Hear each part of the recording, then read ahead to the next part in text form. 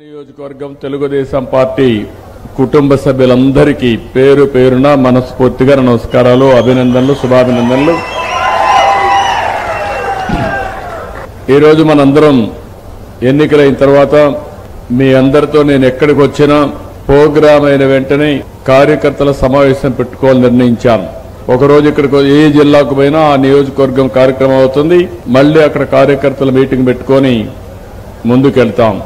దీనివల్ల ఒక మెసేజ్ నేను ఇవ్వాలనుకున్నాను. పార్టీలో పార్టీ సుప్రీం, పార్టీ ఏదనుకుంటే అది చేయడం ఇక్కడుండే నాయకత్వం కూడా గుర్తుపెట్టుకోవాల్సిన అవసరం ఉంది. అందరం గుర్తుపెట్టుకోవాల్సిన అవసరం ఉంది.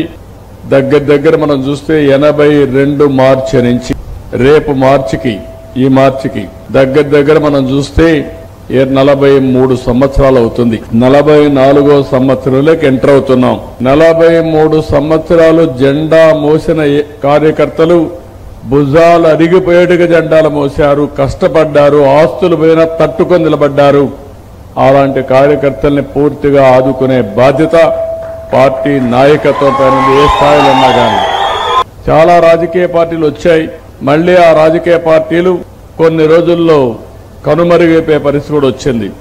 కానీ 43 సంవత్సరాలు అప్స్ అండ్ డౌన్స్ వచ్చిన తెలుగుదేశం పార్టీ ప్రగాఢ ముద్ర దేశంలో వేయగలిగాం. దానికి కారణం మీరు చూస్తే ఏ పార్టీకి గౌరవం దక్కదు. దేశ రాజకీయాల్లో 96, 97లో గవర్నమెంట్లో ఫామ్ అయి 95 నుంచి దగ్గర 3 గవర్నమెంట్లు మనం ఏర్పాటు చేయడానికి దోహదం చేశాం. భాగస్వాములుగా ఉన్న కీలక పాత్ర పోషించాం. ఒక ప్రాంతీయ పార్టీగా ఉండి మన నాయకుడు దేశ రాజకీయాల్ని శాసించే పరిస్థితిలో నేషనల్ ఫ్రంట్ పెట్టి ప్రభుత్వాన్ని ఏర్పాటు చేసిన పరిస్థితి. ఈ రోజు మళ్లీ మనం ఒకసారి చూస్తే మొన్న ఎన్నికల్లో చాలా ఇబ్బందులు వచ్చాయి. అవతల వాళ్ళు ఒకటే ఆలోచించారు, ఎన్ని ఎక్కువ ఇబ్బందులు పెడితే అంతవరకు భయపడి చెల్లా చెదురైపోతారనుకున్నారు.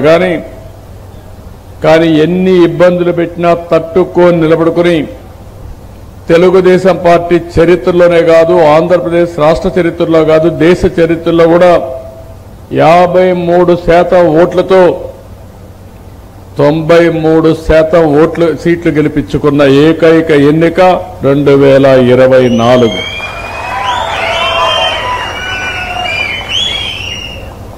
దాని వెనకాన మీ కష్టాలున్నాయి. నేను కూడా చాలా జాగ్రత్తగా రాష్ట్రం కోసం, కార్యకర్తల కోసం పనిచేశాం. అడుగునా మీరు చూశారు. ఇప్పుడు కూడా మీటింగ్లు అడిగారు. 9 నెలలుగా బూతులు మాట్లాడడం మానేశారు. అసెంబ్లీ ప్రశాంతంగా ఉంది, బయట కూడా బూతులు వినపడం లేదు అని సర్వత్రా హర్షాన్ని వ్యక్తం చేసే పరిస్థితికి వచ్చారు.